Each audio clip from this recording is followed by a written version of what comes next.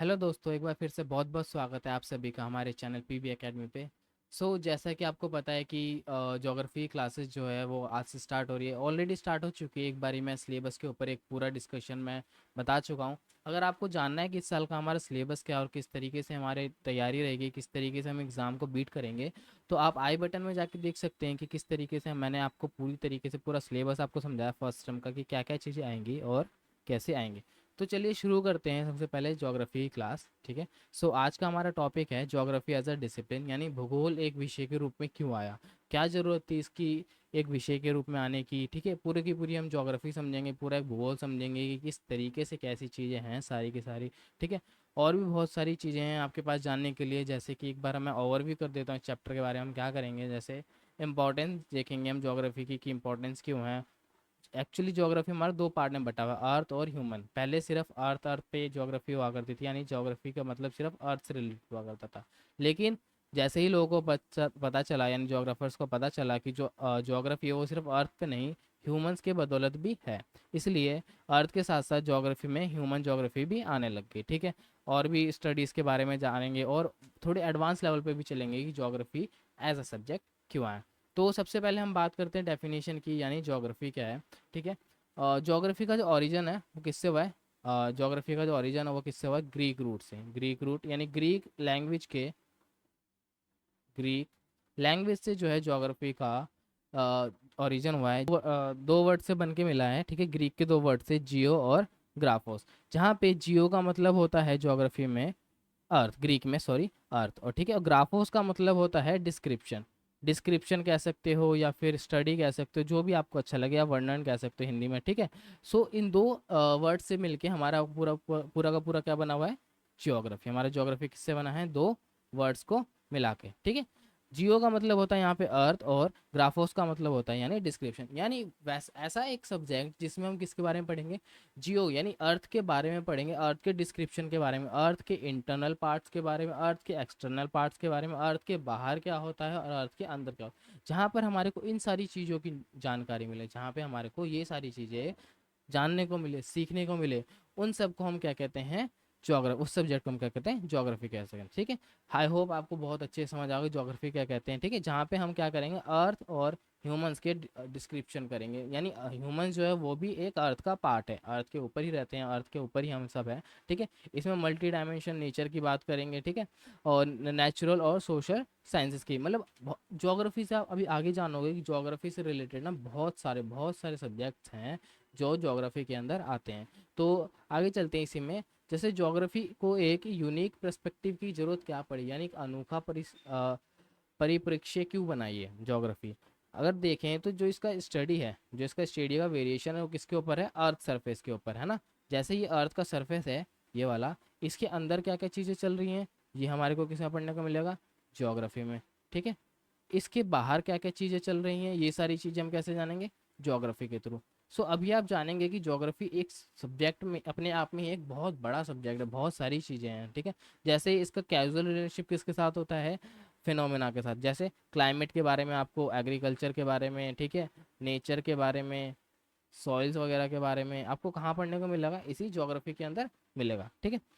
इसका जो डिस्ट्रीब्यूशन का पैटर्न है वो थोड़ा डिफरेंट है बाकी सारे सब्जेक्ट से। अभी हम जानेंगे जब हम बात करेंगे रीजनल अप्रोच की और सिस्टमैटिक अप्रोच की, जब हम बात करेंगे तो उसमें हम डिटेल में जानेंगे कि कैसे जो ज्योग्राफी है वो बाकी सारे सब्जेक्ट से अलग है। ठीक है। अभी आगे चलते हैं इसी के अंदर, मतलब एक यूनिक पर्सपेक्टिव क्यों बना, क्योंकि इसके अंदर जो देख सकते हो आप कि यहाँ पे डिफरेंट डिफरेंट चीज़ें जानने को मिलती है जो हमारे को और सब्जेक्ट्स में नहीं मिलता। जैसे क्लाइमेट हो गया, एग्रीकल्चर हो गया। अब आपको किसी और सब्जेक्ट में पढ़ना होता है तो क्लाइमेट एक अलग सब्जेक्ट के अंदर पढ़ते हैं ना, एग्रीकल्चर के लिए आपको एक दूसरा सब्जेक्ट पढ़ना पड़ता है। लेकिन ज्योग्राफी एक ऐसा प्लेटफॉर्म है, एक ऐसा सब्जेक्ट है जिसके अंदर आपको सारे सब्जेक्ट एक साथ ही मिल जाते हैं। ठीक है। ज्योग्राफी का इंटरडिसिप्लिन नेचर, जैसे ज्योग्राफी का जो कनेक्शंस है वो अदर सोशल साइंसेस के साथ भी है, जैसे natural science, social science, geology, biology, ये सारे क्या हैं? एक पार्ट हैं ज्योग्राफी के ही। जब हम पॉलिटिकल साइंस भी, पॉलिटिकल साइंस, हिस्ट्री, ये सारी चीज़ें भी एक ज्योग्राफी का पार्ट है। ठीक है। जैसे वेरियस वेरियस फील्ड से हमारे पास क्या आते हैं, जैसे मान लो यहाँ से कोई डाटा है, यहाँ से कोई डाटा है, तो ज्योग्राफी क्या करता है? इनको इंटरकनेक्ट करने की कोशिश करता है और पूरा एक परफेक्ट सिनेरियो हमारे सामने लेकर आता है कि ज्योग्राफी एज अ हमारे को क्या क्या चीज़ें देती है। ठीक है। जैसे अगर आगे बात करें तो होलिस्टिक अप्रोच की बात करें तो ज्योग्राफी को अंडरस्टैंडिंग करा वर्ल्ड ऑफ सिस्टमैटिक और इंटरडिपेंडेंसी, यानी तो ज्योग्राफी वो क्या है, इंटरडिपेंडेंसी, यानी एक सब्जेक्ट के ऊपर दूसरी सब्जेक्ट टिका हुआ है। जैसे मान लो आप पोल साइंस पढ़ रहे हो, ठीक है, मान लो आप पोल साइंस पढ़ रहे हो, अब पोल साइंस के अंदर भी बहुत सारी चीज़ें हैं जो ज्योग्राफी से रिलेटेड है। जैसे आपको कोई भी लॉ इम्प्लीमेंट करना है कंट्री के अंदर, तो आप सबसे पहले उसका क्या देखोगे, ज्योग्राफी, यानी उस एरिया में कितनी पॉपुलेशन है, किस तरीके के लोग रहते हैं, क्या रहते हैं, उस हिसाब से आप उस जगह के लॉ को डिस्क्राइब करेंगे, ठीक है।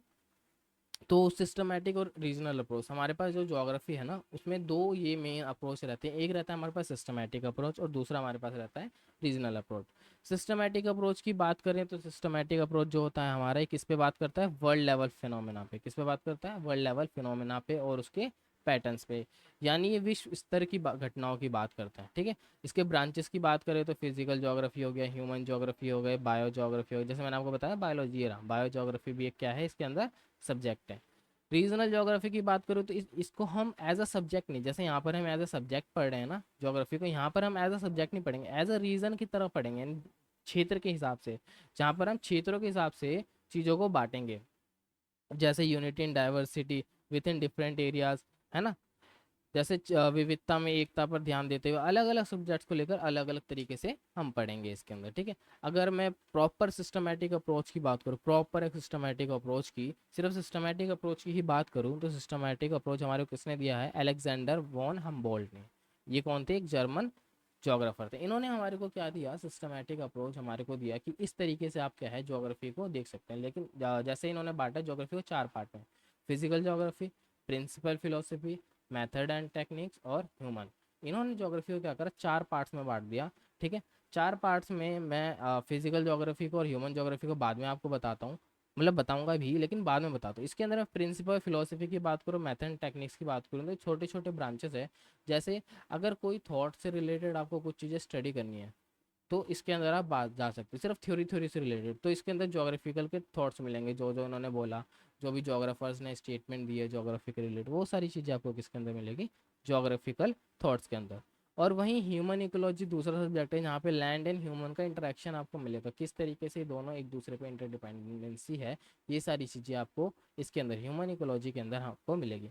मेथड्स एंड टेक्निक की बात करें तो हम कैसे स्टडी करें, कहाँ पे क्या क्या चीज़ें हैं, तो इसके अलग अलग मेथड्स हैं, अलग अलग तरीके हैं, अलग अलग चीज़ें हैं पता लगाने की, जैसे कार्टोग्राफी है, क्वांटिटेटिव टेक्निक्स है, फील्ड सर्वे मेथड है और जियो इन्फॉर्मेटिक्स है। जियो इन्फॉर्मेटिक्स के अंदर ये तीन अलग अलग सेंसर्स आते हैं, इसके थ्रू जियो इन्फॉर्मेटिक्स हमारे को पता चलता है।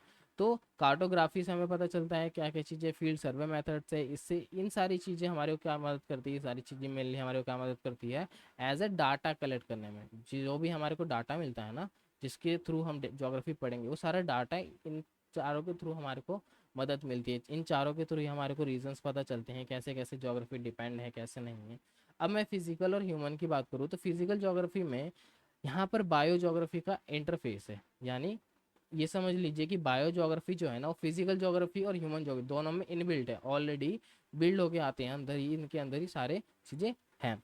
तो अगर फिजिकल ज्योग्राफी में आप कोई भी सब्जेक्ट पढ़ोगे तो आप ये समझ लीजिए कि अगर कोई भी सब्जेक्ट आप पढ़ते हो तो समझ लीजिए बायो ज्योग्राफी भी पढ़ते हैं आप साथ में, और सेम ऐसे ही अगर आप ह्यूमन ज्योग्राफी में भी कोई सब्जेक्ट पढ़ते हैं तो बायो ज्योग्राफी ऑलरेडी आप उसमें पढ़ रहे हैं।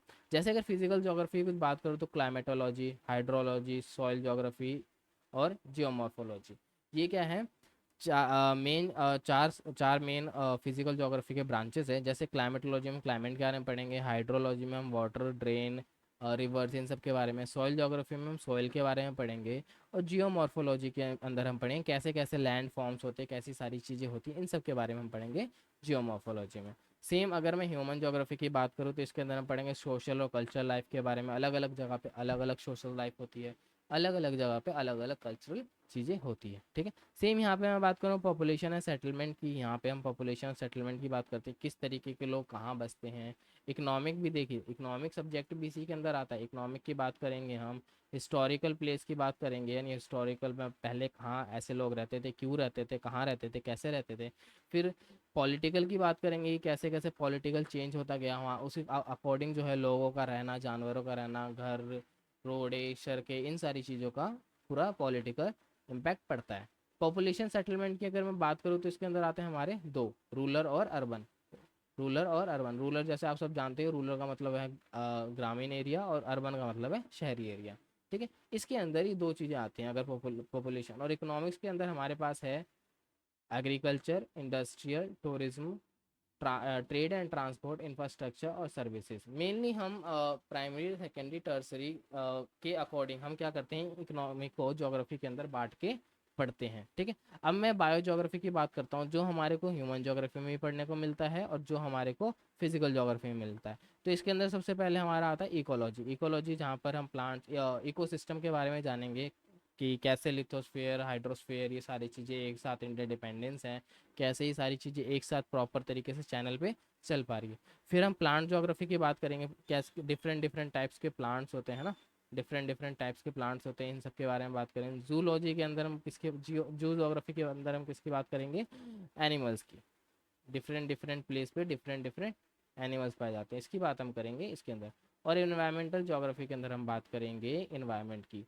इन्वायरमेंट कह लीजिए, वेदर कह लीजिए, क्लाइमेट कह लीजिए, कुछ भी कह सकते हैं आप ना। इन्वायरमेंट कह लीजिए या फिर क्लाइमेट कह लीजिए किसी एरिया के, इसके बारे में बात करेंगे। ऐसा क्लाइमेट होता है तो क्यों होता है, होना चाहिए तो कैसा होना चाहिए, इन सारी चीज़ें की बातें हम किसमें करते हैं, ज्योग्राफी। सो ये हमारा आज का सिस्टमेटिक अप्रोच जो है क्लियर हो चुका होगा आई थिंक। और सिस्टमेटिक अप्रोच पे ही आपको सारे डाउट्स क्लियर हो गए होंगे। अगर कोई भी डाउट आपका फिर भी सिस्टमेटिक अप्रोच पे आपका कोई डाउट रह जाता है तो आप मेरे को कमेंट सेक्शन में बता सकते हैं। मैं एक अलग से डाउट सेशन जो है वो रखवा दूंगा, उसको एक पब्लिश कर देंगे हम डाउट सेक्शन को। डाउट जितने भी आपके डाउट्स होंगे वो सारे के सारे हम एक वीडियो में कवर कर लेंगे, और उन डाउट्स को मैं हद तक, जितना हद तक हो सके उस हद तक क्लियर करने की कोशिश करूँगा। सो आज के लिए thank you so much. Next class में मिलेंगे सेकंड पार्ट के साथ, इसी चैप्टर को भी और आगे डिटेल्स में जानेंगे, कैसे कैसे सारी चीज़ें होती है, कैसे नहीं होती। अगर आपको फिर भी मेरे सिलेबस, इससे पहले जो मैंने वीडियो बनाई है वो बनाई है ज्योग्राफी की क्लास 11, 2024 और 25 के सिलेबस के ऊपर। अगर उससे रिलेटेड आपको कुछ भी जानकारी चाहिए तो आप आई बटन में भी जाके देख सकते हैं, या फिर हमारी प्लेलिस्ट ज्योग्राफी क्लास 11th में जाकर जो फर्स्ट वीडियो वो भी आप जाके देख सकते हैं, वो सिलेबस के ऊपर ही पूरी की पूरी वीडियो है। Thank you so much. I hope आप सभी को ये वीडियोस पसंद आई और काफ़ी इन्फॉर्मेटिव लगी हो। अगर अगर आप लोग चाहें तो हमारा, आप अपना प्यार थोड़ा और बढ़ा सकते हैं हमारे सोशल मीडिया चैनल पे। जैसे हमारा इंस्टाग्राम पे भी चैनल है हमारा पीबी एकेडमी, जहाँ पर हम अलग अलग तरीके की अलग अलग इन्फॉर्मेशन हम वहाँ पे प्रोवाइड करते हैं, डिफरेंट डिफरेंट काइंड्स की। सेम एज अ प्लेटफॉर्म हमारे पास फेसबुक भी है जहाँ पर हम सारी चीज़ देते हैं। अगर आपका कोई सजेशंस है, कोई राय है, कोई रिव्यू है, किसी तरह का कोई डाउट है, कुछ चाहते हैं कि इम्प्रूवमेंट हो वीडियोस में, तो आप हमारे को डायरेक्टली मेल भी कर सकते हैं। हम हर वीडियोस में थोड़ी थोड़ी चेंजेस आपके अकॉर्डिंग लाते रहेंगे, क्योंकि हमारा जो मेन मकसद है वो इस प्लेटफॉर्म पे थोड़ा डिफरेंस क्रिएट करना है।